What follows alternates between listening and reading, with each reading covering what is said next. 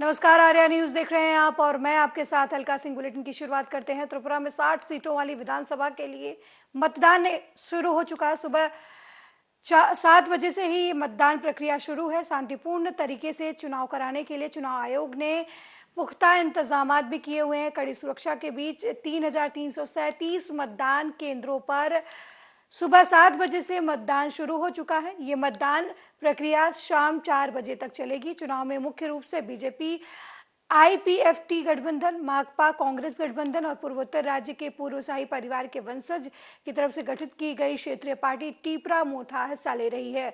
वोटों की गिनती 2 मार्च को होगी। त्रिपुरा के मुख्यमंत्री मानिक शाह ने विधानसभा चुनाव 2023 के लिए बोरडोली विधानसभा क्षेत्र के महारानी तुलसी बत्ती गर्ल्स हायर सेकेंडरी स्कूल में बूथ नंबर 16 पर मतदान किया।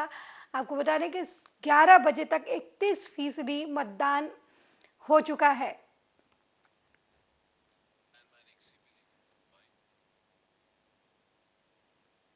वहीं अलीगढ़ के थाना रोरावर इलाके के महमूद नगर से पति का पत्नी को पीटते हुए वीडियो सोशल मीडिया पर वायरल हो रहा है। वीडियो में पति अपनी पत्नी को बेरहमी से पीटते हुए नजर आ रहा है। इस वीडियो में व्यक्ति 2 महिलाओं की पिटाई करते हुए नजर आ रहा है। वहीं वीडियो सामने आने के बाद पुलिस हरकत में आई और आरोपी पति को उसके बहनोई के साथ गिरफ्तार कर लिया।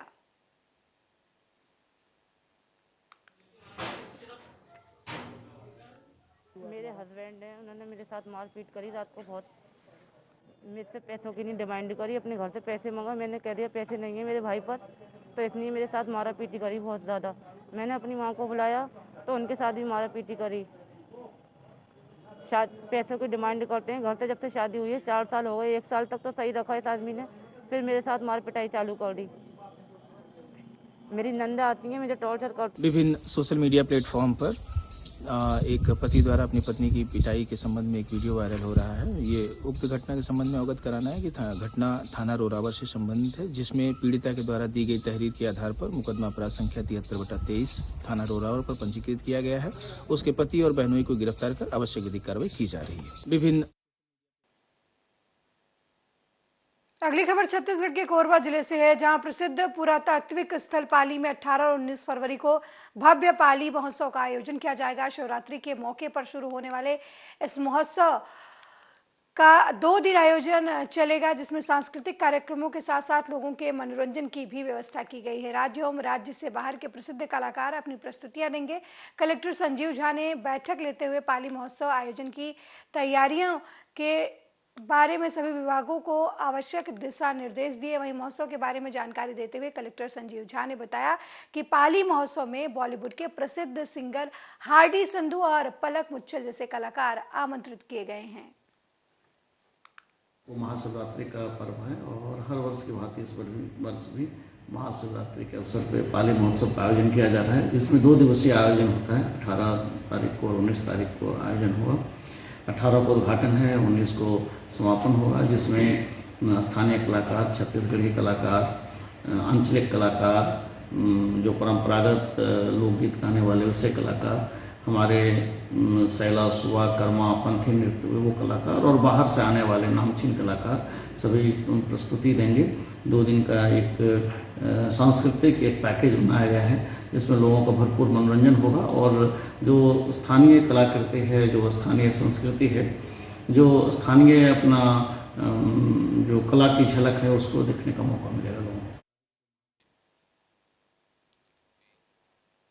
वहीं ललितपुर पुलिस अधीक्षक गोपाल कृष्ण चौधरी के निर्देशन में जिले में अपराध और अपराधियों के खिलाफ लगातार चलाए जा रहे अभियान के तहत सदर कोतवाली पुलिस को एक बड़ी सफलता हाथ लगी है। पिछले दिनों शहर के एक शादी घर से मोटरसाइकिल चोरी हो जाने की घटना का पुलिस ने खुलासा करते हुए 5 मोटरसाइकिल सहित 5 चोरों को गिरफ्तार कर लिया है। फरवरी को लवकुश गार्डन में से एक मोटरसाइकिल चोरी हुई थी और उस पर हमारी थाना कोतवाली की टीम ने कार्य किया है। उसमें से 5 चोर आज बरामद हुए हैं। यह एक अंतर्राज्यीय गैंग है। एमपी और यूपी में ये कई चोरियां कर चुके हैं। 3 मोटरसाइकिल बरामद हुई है। हमारे यहाँ से 2 मोटरसाइकिल जो इन्होंने चोरी की थी वो बरामद हो चुकी है। ये 5 लोग हैं। इनका नाम है राहुल साहू, अंकित साहू, अजय अहिरवार, मुख्तार राइन और राजीव अहिरवार। इनके पास से 3 मोटरसाइकिल बरामद हुई है और 4 मोबाइल फ़ोन बरामद हुए हैं। इनको अरेस्ट करके जेल भेजा जा रहा है। इनका आपराधिक इतिहास MP से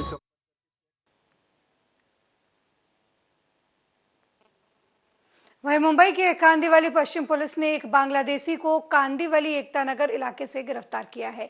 ये बांग्लादेशी भारत में अवैध तरीके से दस्तावेज के साथ रह रहा था। कांदीवली पुलिस ने अब इस मामले में बांग्लादेशी को गिरफ्तार किया है। आपको बता दें कि कांदीवली पुलिस स्टेशन की हद में ये बांग्लादेशी घूम रहा था। पुलिस ने अब इसे फर्जी दस्तावेज के साथ गिरफ्तार किया है। गेल्या काही दिवसांपासून एक मोहीम चाललेली आहे। अनेक ठिकाणी आपण जे ठिकाणी बांगलादेशींचा शोध घेत आहोत, कोम्बिंग ऑपरेशन दरम्यान आपण बांगलादेशींचा शोध घेत असताना अशी गुप्त माहिती मिळाली आपल्याला की गणेशनगर परिसरामध्ये एक बांगलादेशीचा ये जा दिसून येत आहे आणि त्या गुप्त बातमीदाराचं असं म्हणणं होतं की सदरचा इसम हा गणेशनगर परिसरामध्ये ऑस्कर हॉस्पिटल जिथे आहे त्याच्या समोरच्या जिथे एक रिक्षा स्टँड आहे तिथे दिसून येतो वारंवार आणि त्याच्या येण्या जाण्यावर आम्ही 2-3 दिवस पाळत ठेवली आणि मग दिनांक 13 रोजी आम्हाला खात्री पटली की सदर ठिकाणी तो इसम येणार आहे आणि आम्ही गुप्त बातमीदाराने आम्हाला इशारा दिल्याबद्दल त्या माणसाला आम्ही वहीं नवी मुंबई में तुर्भे में कपड़े के गोदाम में अचानक आग लगने से अफरा तफरी का माहौल हो गया। किसी तरीके से गोदाम में काम कर रहे लोगों ने बाहर निकलकर अपनी जान बचाई। वहीं आग लगने की खबर पाकर मौके पर पहुंची फायर ब्रिगेड की टीम ने कड़ी मशक्कत के बाद आग पर काबू पाया, लेकिन तब तक लाखों का सामान जलकर खाक हो गया था।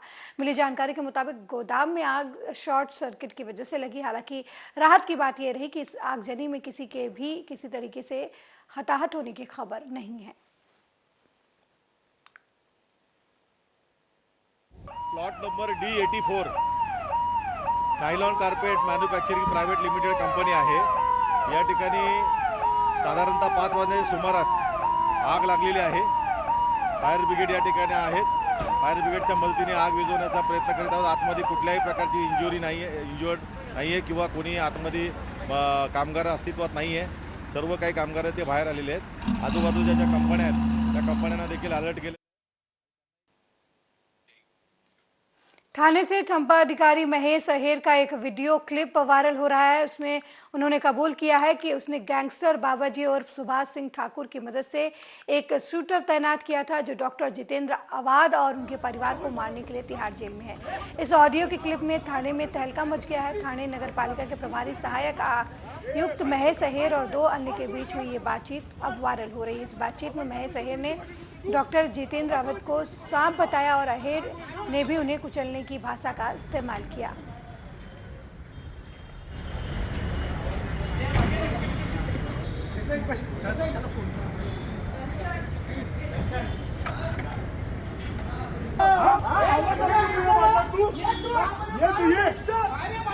आवाज दाबून मुलीला मारतो बोलतो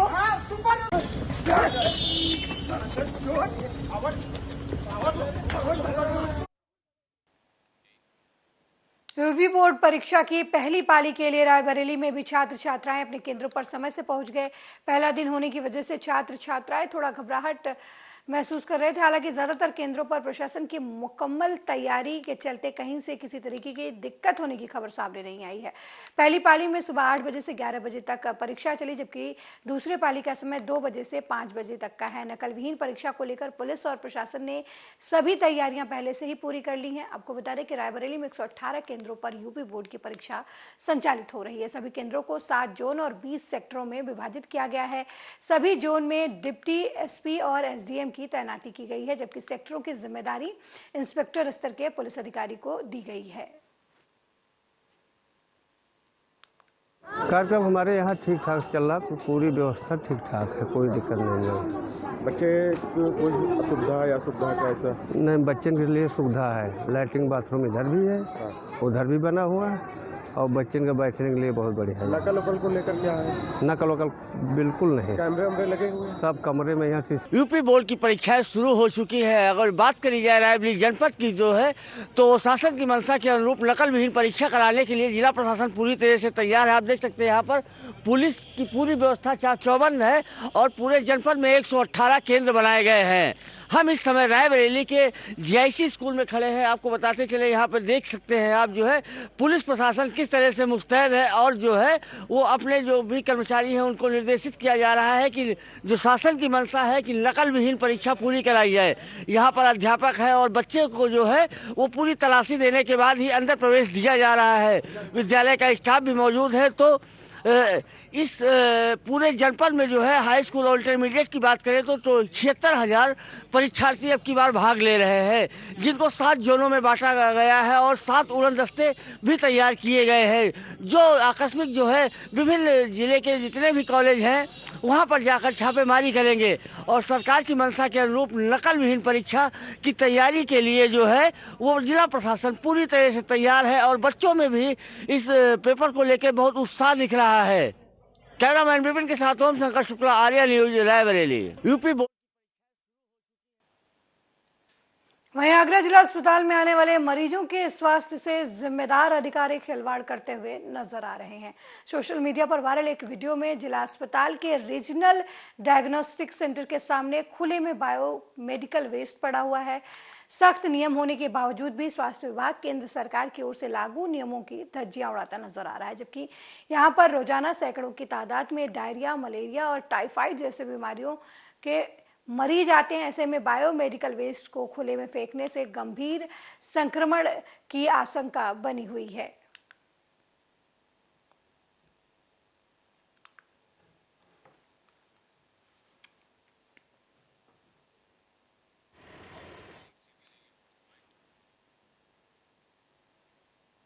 उत्तर प्रदेश में बोर्ड परीक्षा आज से शुरू हो गई है। वहीं बुलंदशहर में बोर्ड परीक्षा के लिए 108 केंद्र बनाए गए हैं, जो 2 पालियों में परीक्षा जहां पर हो रही है। इसी बीच 91,000 छात्र छात्राएं इस बार परीक्षा में हिस्सा ले रहे हैं। वहीं जिले में नकल विहीन परीक्षा कराने के लिए स्टैटिक मजिस्ट्रेट, सेक्टर और जोनल मजिस्ट्रेट की परीक्षा केंद्रों पर तैनाती की गई है और परीक्षा केंद्रों के आसपास धारा 144 लागू की गई है।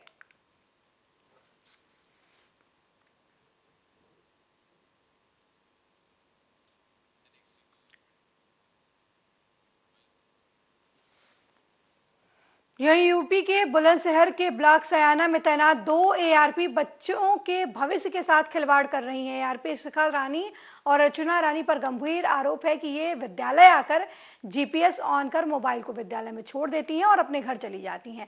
अब दोनों एआरपी के खिलाफ बेसिक शिक्षा अधिकारी के यहाँ लिखित में शिकायत दर्ज की गई है। अब देखना ये होगा कि विभाग की तरफ से इन एआरपी के खिलाफ क्या कुछ कार्रवाई की जाती है।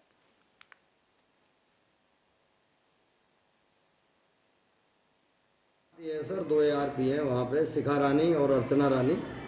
दोनों अगर मीटिंग होती है कहीं, हमारे यहाँ 3 बजे से मीटिंग होती है, लेकिन वो विद्यालय में जा कर के फूल माला चढ़ा करके अपना 12 बजे या 11 बजे वहाँ से चली आती हैं और मीटिंग में कोई प्रतिभाग नहीं करती हैं और शासन की जो मंशा है उन्हें पलीता लगा रही हैं। वो एक वीडियो वायरल हो रहा है, वीडियो वायरल में क्या आधार है? वीडियो का सर ये है कि वो क्या काम करती हैं कि विद्यालय जाती हैं और विद्यालय जाने के बाद में अपना फ़ोन ऑन करके वो अपने घर चली जाती हैं, क्योंकि वहाँ वो स्थानीय हैं, अपने घर के कामकाज करती हैं और स्कूल में फ़ोन को चला के छोड़ जाती हैं टीचरों के पास। और उसके बाद में जा कर के जब 2 घंटे हो जाते हैं तो उसके बाद जाके अपने फ़ोन को वो फ़ोटो खींच करके ले आती हैं। तो निपुण भारत कार्यक्रम में वो बहुत बड़ी बाधक है। इस तरीके से अगर वो करेंगी तो बच्चों का लॉस हो रहा है, बच्चों के भविष्य के साथ वो खिलवाड़ कर रही हैं सर। यानी कि स्कूल में नहीं जाती हैं, बस फॉर्मेलिटी निभा रही हैं? जी सर, फॉर्मेलिटी के लिए फ़ोन चला करके चली आती हैं, जो आपके पास है वहाँ पर ये फ़ोन चला के छोड़ी आती हैं स्कूल में। उच्च अधिकारी से शिकायत करी आपने? शिकायत की गई है सर, लिखित में शिकायत की गई है, लेकिन कोई कार्रवाई इस पर नहीं हुई अभी। शिकायत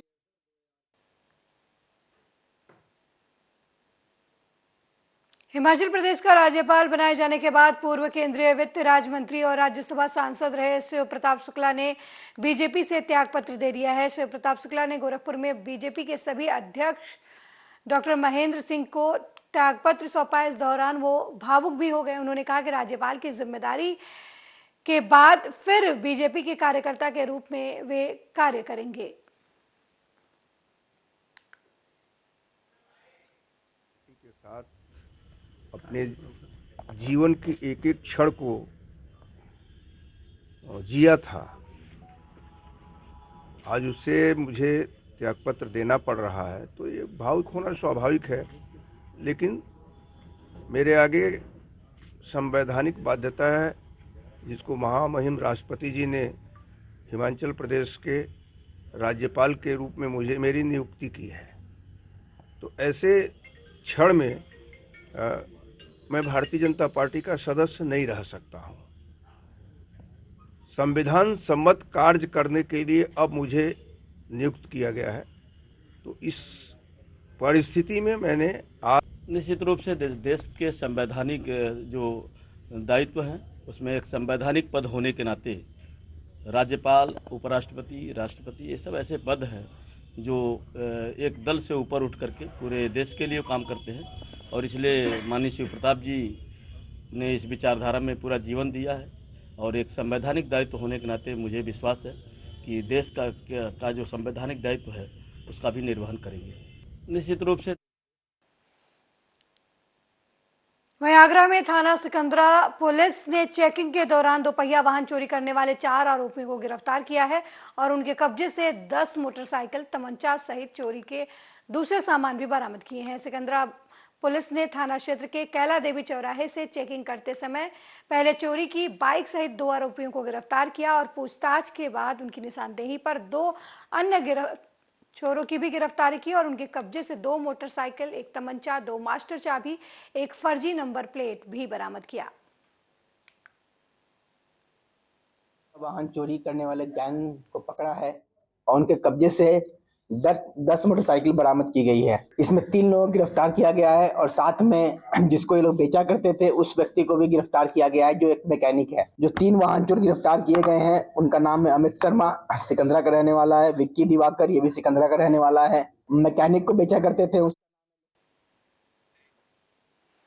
वहीं फिरोजाबाद के थाना फरिया क्षेत्र के गांव रखवाली में कुत्ते के पिल्ले को लेकर 2 पक्षों में झगड़ा हो गया। झगड़ा मामूली था, लेकिन जब गाली गलौज होने लगी तो एक पक्ष ने दबंगी दिखाते हुए 4-5 लोग इकट्ठा हो गए और हाथों में लाठी डंडा लेकर दूसरे पक्ष पर हमला कर दिया। इस दौरान वृद्ध किशनलाल और किशनलाल की बेटे और बहू की जमकर लाठी डंडों से पिटाई की, जिसकी वजह से वृद्ध किशनलाल की मौके पर ही मौत हो गई और बेटे की बहू विरमा देवी घायल हो गई, जिसे उपचार के लिए सरकारी ट्रॉमा सेंटर लाया गया। वहीं हत्या की खबर से थाना फरिया पुलिस मौके पर पहुंची और मृतक के शव को कब्जे में लेकर पोस्टमार्टम के लिए भेज दिया। वहीं दबंगों के खिलाफ पुलिस ने मुकदमा दर्ज कर कार्रवाई शुरू कर दी है।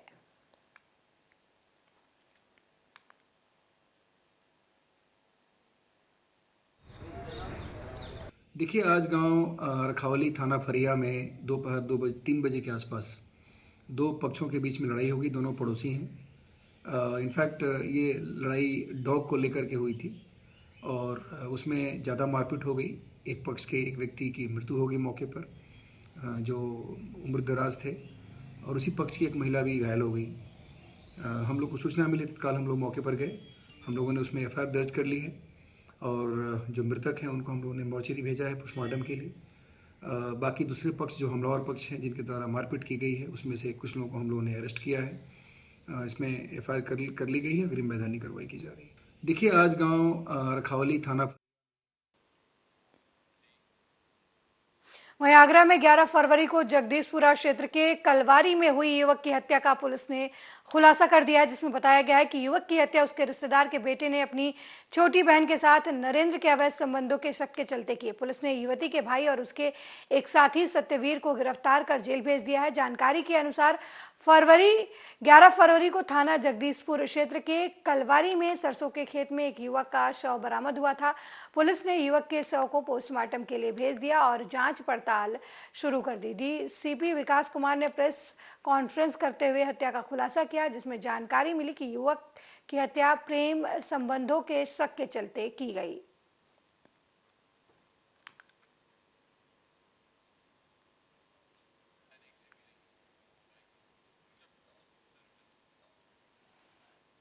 तारीख को मिले अज्ञात बॉडी की शिनाख्त करके पहचान कराई और उसके बाद पहचान होने के बाद उक्त में मुकदमा लिखा गया धारा 302 के अंतर्गत, और उक्त मुकदमे की विवेचना करते हुए पुलिस ने सफल अनावरण करते हुए 2 अभियुक्तों को गिरफ्तार किया है।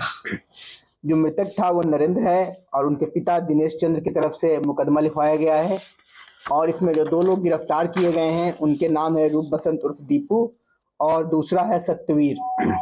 ये दोनों भी जगदीशपुरा थाना क्षेत्र के रहने वाले हैं और नरेंद्र के पिता और इसके पिता आपस में दूर के रिश्तेदार भी हैं, जिसके कारण नरेंद्र का रूप बसंत के घर में आना जाना लगा रहता था। और इसी क्रम में रूप बसंत को ये शक हुआ कि नरेंद्र का उसकी छोटी बहन से अवैध संबंध है और इसी कारण उसने नरेंद्र को धोखे से बुलाकर शराब पिलाकर।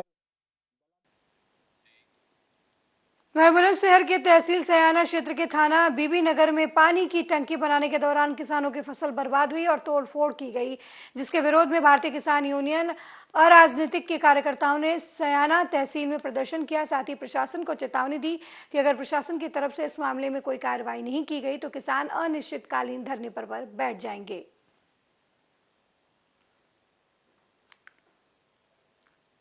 मामला ये है कि तहसील प्रशासन ने गांव बरकातपुर में, जो बीबी नगर का एक गांव है बरकातपुर, वहां पे पानी की टंकी बनाने के लिए अवैध रूप से तोड़फोड़ मचाई है, जबकि वहां पर ऑलरेडी सिविल कोर्ट का स्टे है और स्टे को ताक पर रखते हुए वहां पर अवैध रूप से तोड़फोड़ मचाई है। ना कोई नोटिस दिया गया है, ना कोई वहाँ पे चेतावनी दी गई और बिना किसी नोटिस के जाकर वहाँ पर किसानों के समरसेबल तोड़ दिए हैं, मकानों को ढा दिया है, छप्पड़ों को तोड़ दिया है और बहुत ज़्यादा फसल को बर्बाद किया है, जबकि ऐसा करना कानूनी जुर्म भी है। अब हम यहाँ पर आए हैं, यहाँ पर एसडीएम साहब को ज्ञापन देने के लिए खिलाफ कार्रवाई कर, अन्यथा की स्थिति में हम 28 फरवरी से अनिश्चितकालीन धरना देंगे, तहसील की तालाबंदी करेंगे। वहीं गोरखपुर में 220 परीक्षा केंद्रों पर सीसीटीवी की निगरानी में यूपी बोर्ड की परीक्षा शुरू हुई। बोर्ड परीक्षा में 1,50,218 परीक्षार्थी शामिल हुए। ये परीक्षा 2 पालियों में आयोजित की जा रही है। पहली पाली में सुबह 8 से 11:15 बजे तक परीक्षा हो रही है, जबकि दूसरी पाली में दोपहर 2 से शाम 5:15 बजे तक परीक्षा होगी। पहली पाली में हाई स्कूल की हिंदी विषय की परीक्षा शुरू हुई। इसके साथ ही जिला प्रशासन की तरफ से केंद्र व्यवस्थापक, static magistrate, sector magistrate, super zonal magistrate की ड्यूटी लगाई गई है, जो कि सभी परीक्षा केंद्रों पर नजर बनाए रखेंगे। इतना ही नहीं, विद्यालयों की निगरानी के लिए राजकीय जुबली इंटर कॉलेज में कंट्रोल रूम बनाया गया है। सभी विद्यालयों के कमरों में 2 सीसीटीवी कैमरे भी लगाए गए हैं ताकि परीक्षा नकल विहीन कराई जा सके। हिंदी का कैसे आप लोगों की तैयारी? बहुत अच्छी है। देखा जाए काफी चेक भी किया जा रहा है लोगों को। हाँ। किस लिए चेक किया जा रहा है? वो कोई बच्चे चिट वगैरह नहीं न लाए हैं और मतलब बहुत बच्चे हाथ पे लिख के भी आते हैं। हाँ। इसकी चेकिंग चल रही है। क्या व्यवस्था है स्कूल की? बहुत अच्छी है। क्या लग रहा है, कैसा पेपर आएगा? 220 हमारे परीक्षा केंद्र हैं और एक जेल है। सब्जियाँ परीक्षा शुरू हो चुकी है, कहीं कोई मतलब शिकायत नहीं आई है, सुचारू से नकल भी परीक्षा चल रही है। सर कितने बच्चे परीक्षा दे रहे हैं? 1,50,282 बच्चे हमारे।